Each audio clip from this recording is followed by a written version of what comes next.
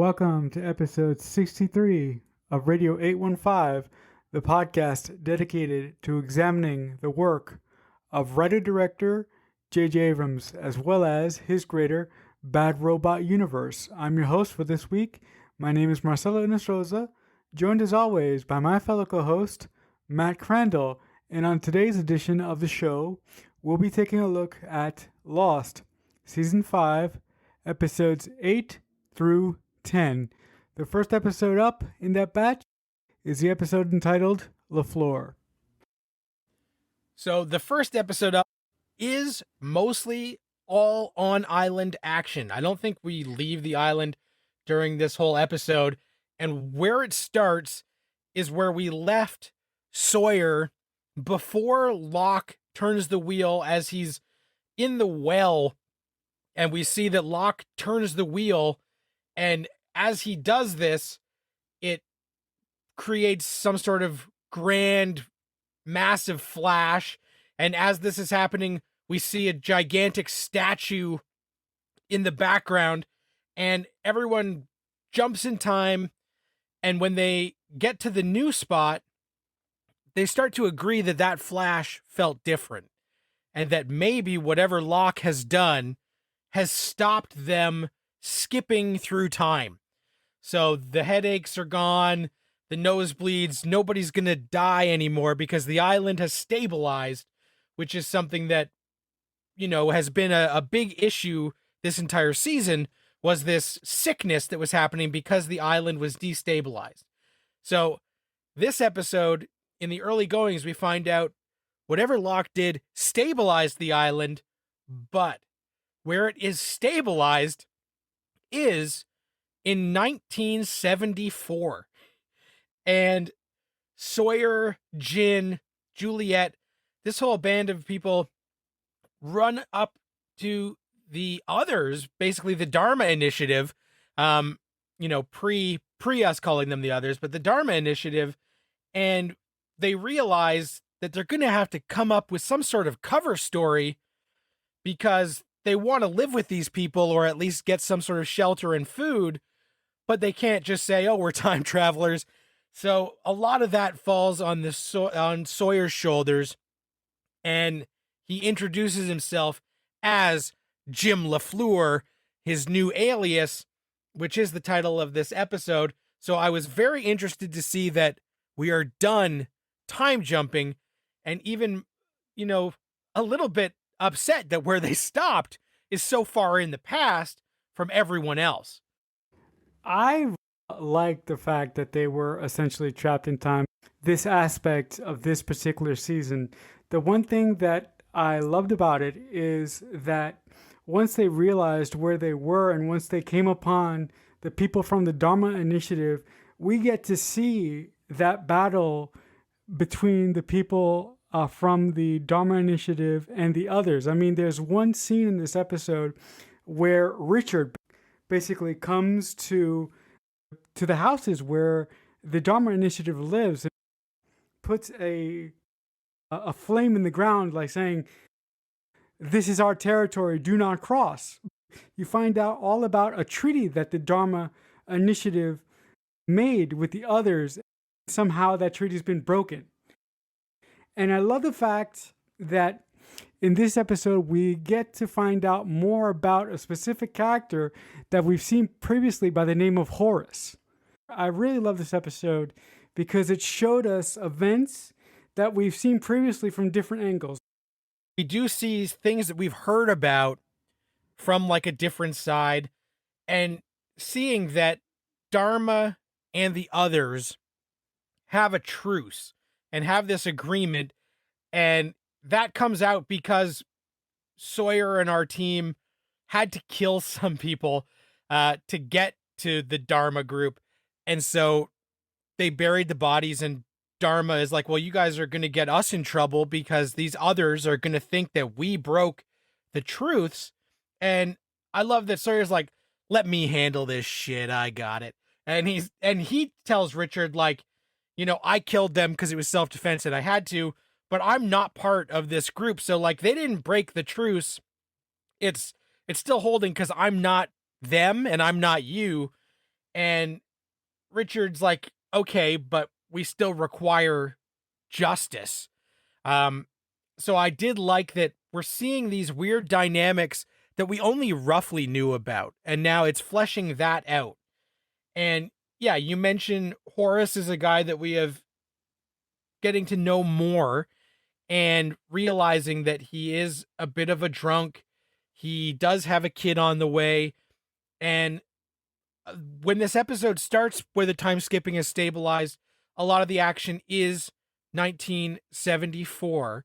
But then where most of the action ends is actually 1977. So we do jump ahead 3 years. And in this 3 years is where all of our losties have become part of Dharma. So Jim LaFleur, Sawyer, is like the head of security for this, and him and Juliet live together. They have a house. They have had this relationship that we are now 3 years on. So we don't know all the details of how they came together, but we get the broad strokes. And it really is interesting to find our characters settled down for 3 years, and they aren't worrying about survival. They've made a life for themselves. And Sawyer does have that moment where he is recalling past loves and how at first he couldn't forget, and then now he can barely remember their face. And all of this is just laying the intrigue leading up to the big ending of this episode that shakes things up and throws a wrench into this little house on the prairie that they've all made by being in this initiative and settling down for 3 years and being quite content to just live their lives and not worry about getting off the island or getting back to their time. I really actually liked watching Juliet and James play house. Since day one, when Juliet came on the show, I've been waiting for this. Since Juliet has shown up, you've been trying to figure out why you like Juliet in the first place. How do you feel about her now that she is sort of in her end game? Well, and I like her a lot more now that we have established that her and Sawyer have a thing. So because Sawyer is a character that I care about, the fact that she loves Sawyer and he loves her makes me like her more. So I do think also this season, she hasn't been in it as much. And when she has been in it, she hasn't been manipulative and hasn't had a double agent agenda, which she has had in the previous seasons. So it's made me more on board with Team Juliet. What did you think of Juliet deciding to let go of medicine? Because basically, every time that Juliet touches any woman who is pregnant on the island in any sort of medical fashion, she dies. But in this episode, because the wife of Horace is pregnant, she is basically forced into delivering a child on the island. She hasn't been a practicing medical doctor in quite some time. Yeah, that was really interesting because we do know that when she was with the others, a lot of her time was spent trying to figure out why pregnant women die on the island, why that kind of stuff doesn't go good. So it makes sense that that trauma would make her want to step back from medicine. But yes, in this episode, as Amy, played by Rico Aylesworth from 24, is giving birth, Juliet has to step in reluctantly. And that sort of goes to her code of, do no harm. But it makes sense to me that she would quit medicine because she's been through the ringer so much with it.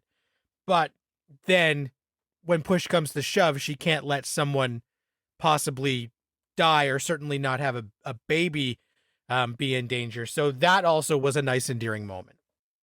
The last thing that I particularly liked about this episode before we move on is a moment where James drives out into the jungle to reunite with Jack, Kate, and Hurley.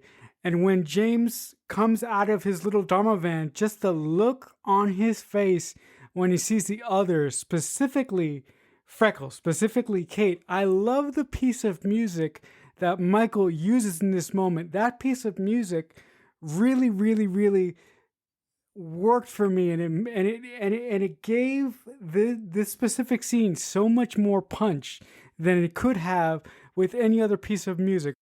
That is a great scene, and certainly the highlight of this episode is that after Sawyer has told us this story about, like, forgetting the face of someone, that then he gets this call and drives frantic and doesn't tell Juliet where he's going.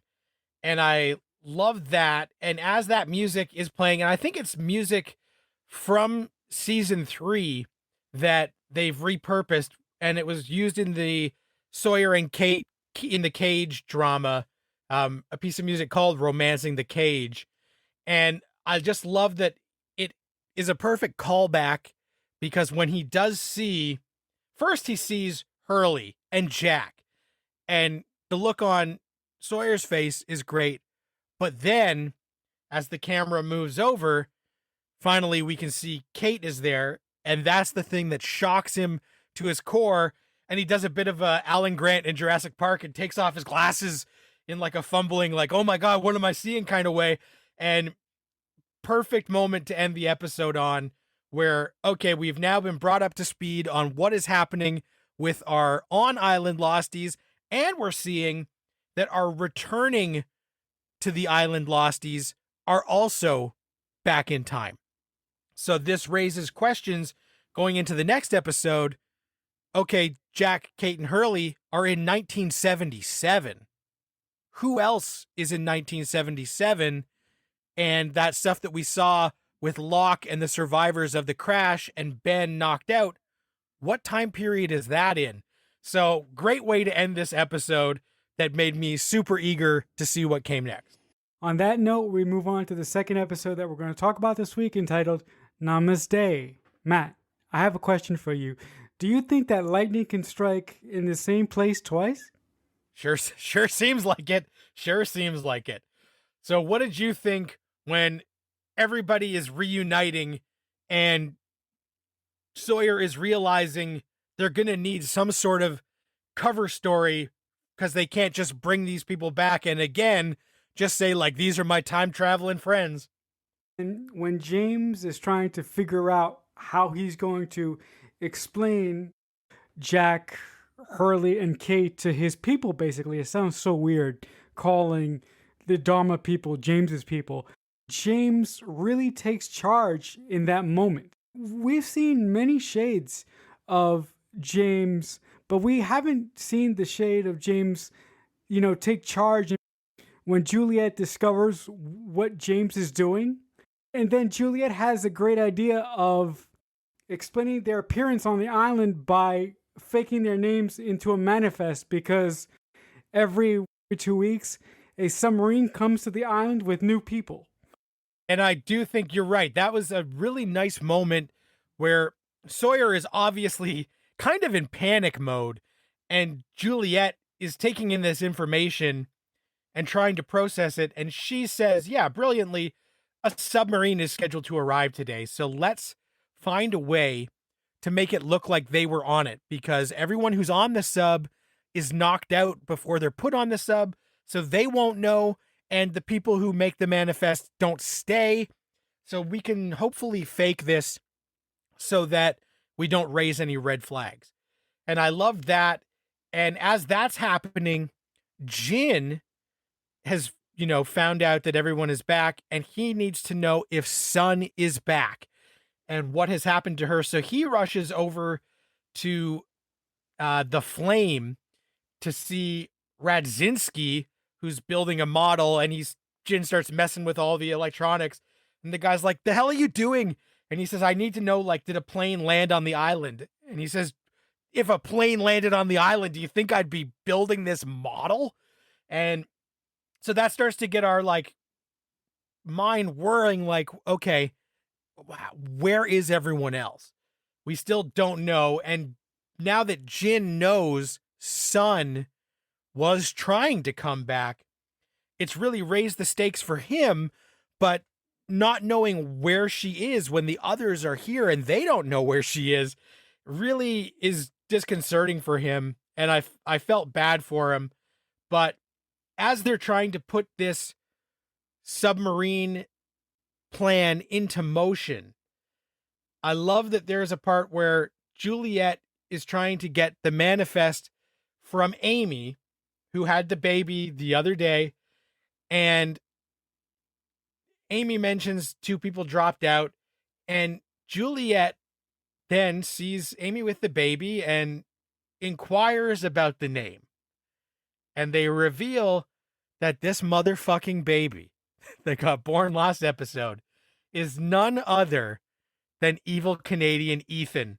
What did you think when that bomb got dropped on us? I loved it so, so much. But that moment just made me smile. I've been noticing I really don't like the people from the Dharma Initiative. I find them to be there's something not right about them. I'm not saying that I'm starting to root for the others, the individuals that we meet in the Dharma Initiative, from that guy that was manning the flame, from Horace, who we've seen previously, and this other idiot. I can't remember his name. This other idiot who is basically like this skinny white pasting guy. He's so awful. And yeah, I don't like a lot of these Dharma people either. And it's partly because people like Redzinski are portrayed as jerks.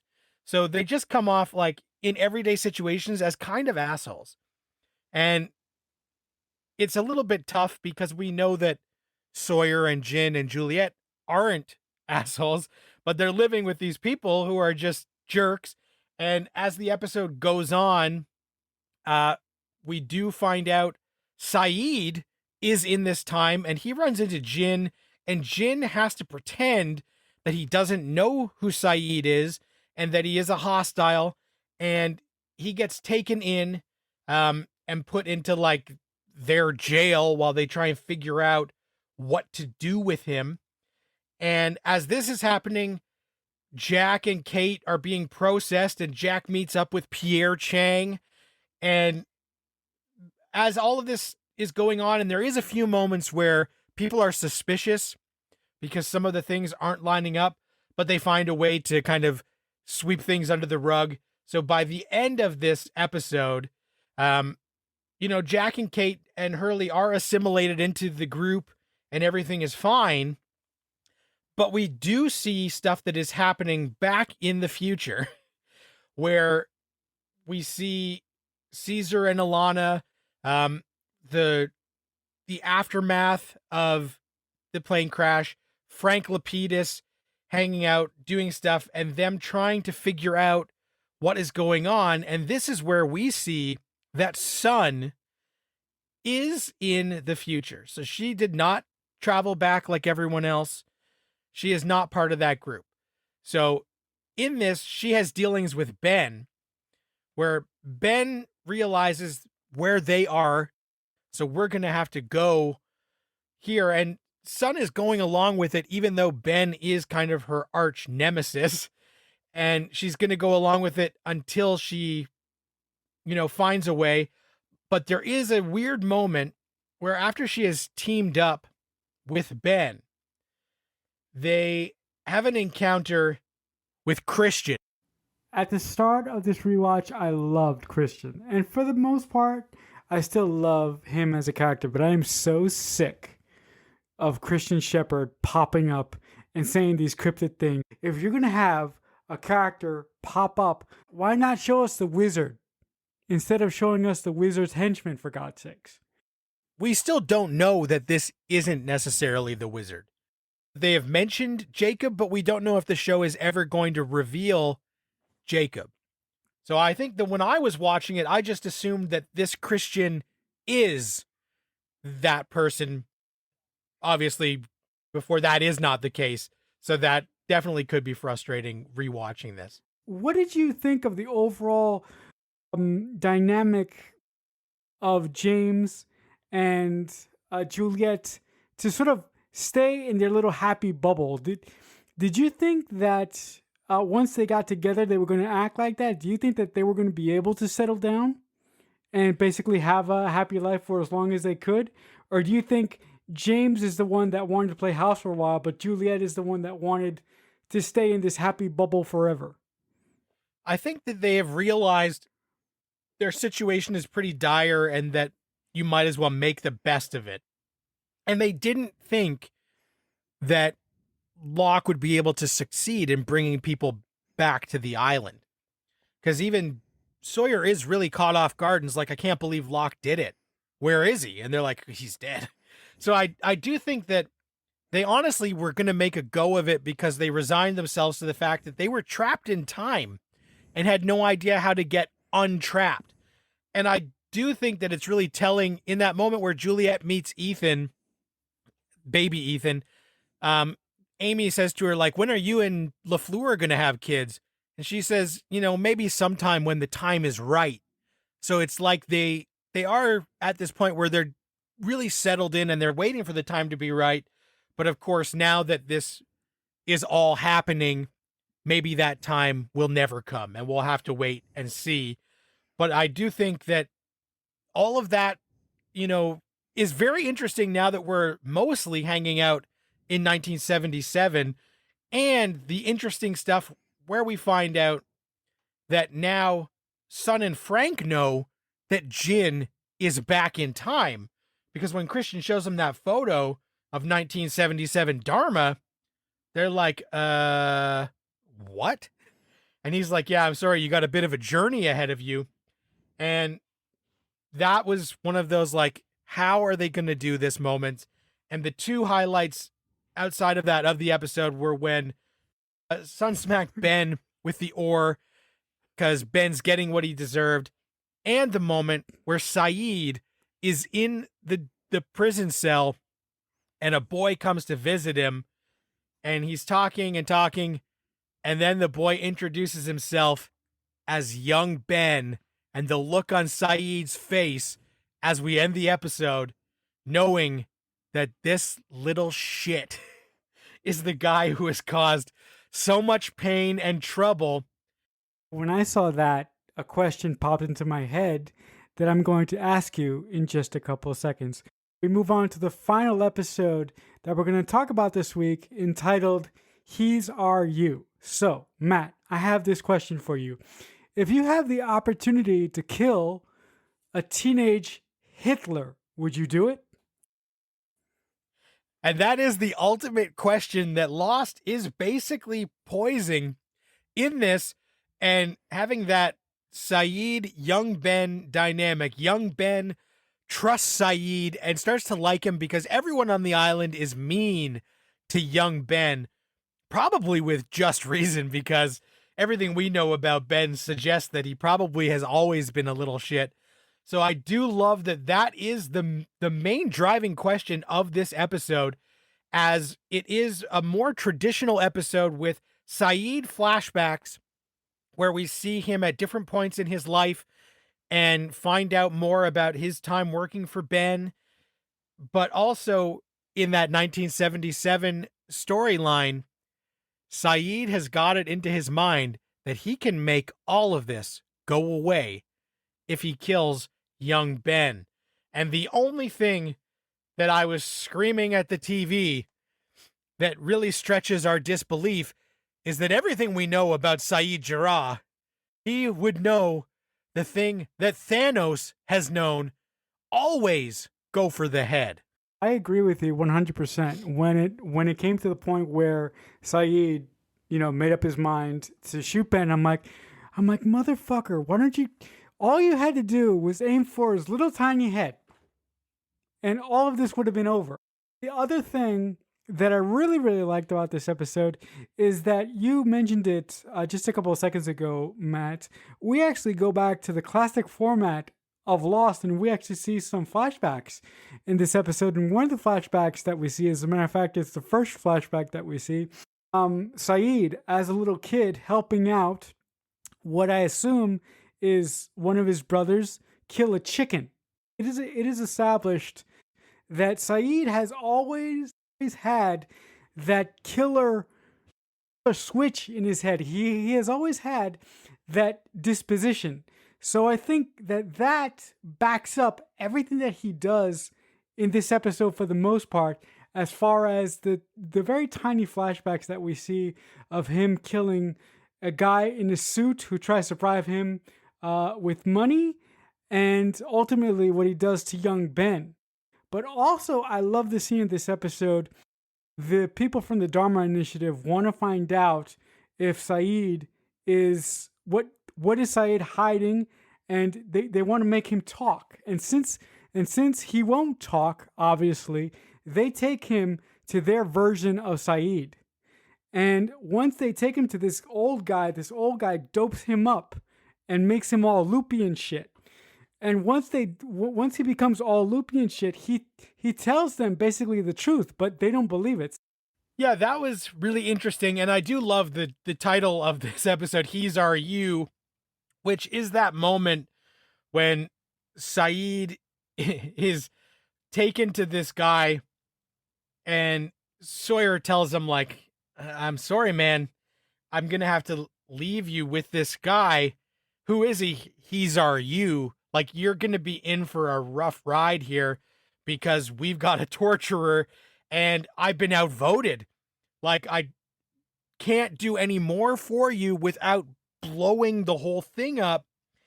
And I loved that, where we see that, you know, this isn't the first time on Lost where Saeed has been in a situation where the tables have been turned on him, because he's been tortured before and he always takes it really well because he does think it is some sort of cosmic karma coming around.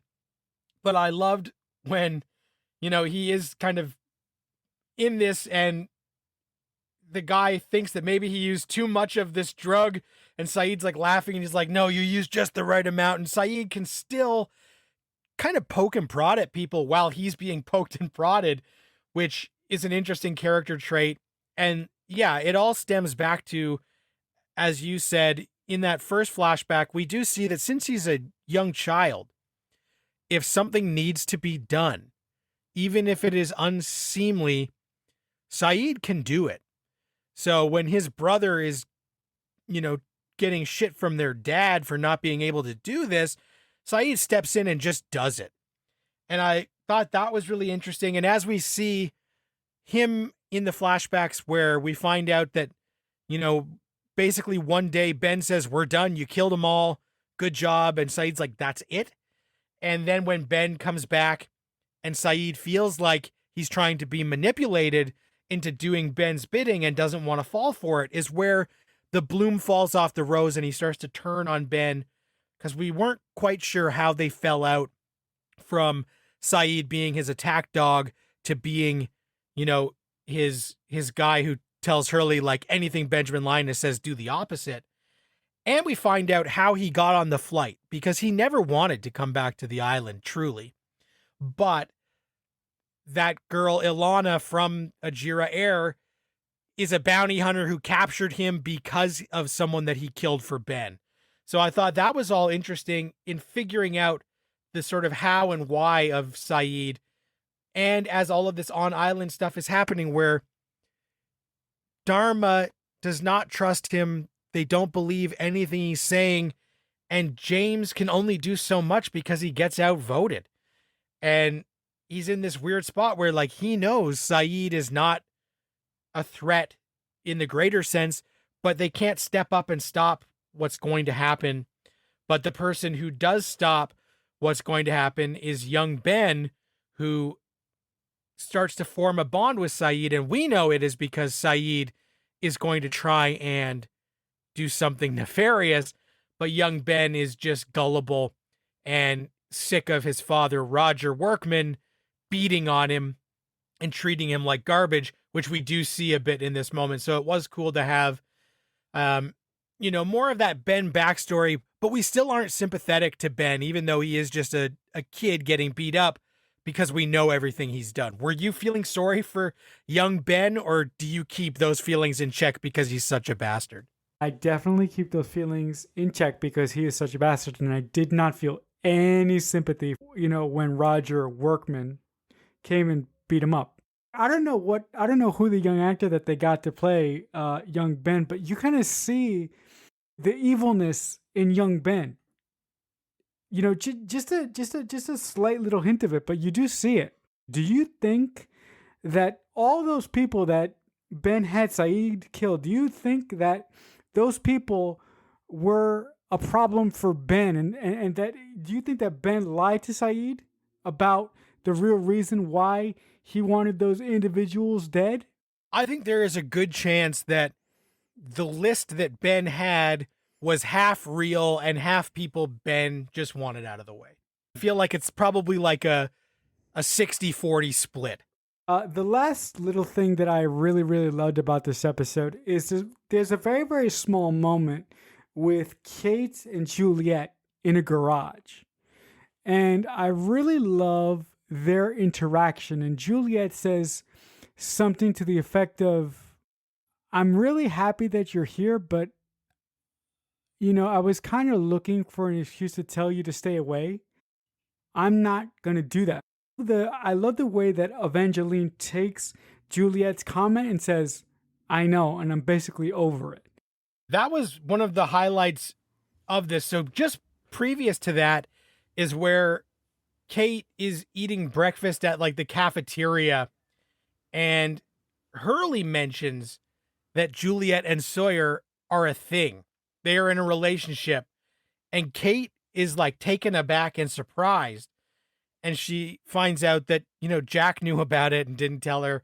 And so she has some time to process this because it is like very surprising information that she's trying to wrap her head around. And I think we can see like the head and the heart battle happening in those moments on Kate's face. And so then when she does have that run in with Juliet, she does say like, yeah, I, how's it going? I know you and James are together and I hope that that's great. And Juliet says, oh, what a relief that because I was trying to figure out how to say it to you without it sounding like I was telling you to stay the fuck away, like some sort of jealous, crazy person. But also in those moments where she's joking about how she didn't know how to say it without it sounding like that, she is kind of saying that. So I found it interesting that she was like, I was trying to find a way to tell you so it didn't sound like stay away, but also stay away because I got a good thing going here and I don't want you ruining it. So I love that she's saying that she didn't want it to come off that way, but she also is almost explicitly saying that. I particularly liked the way that the writers wrote out that scene.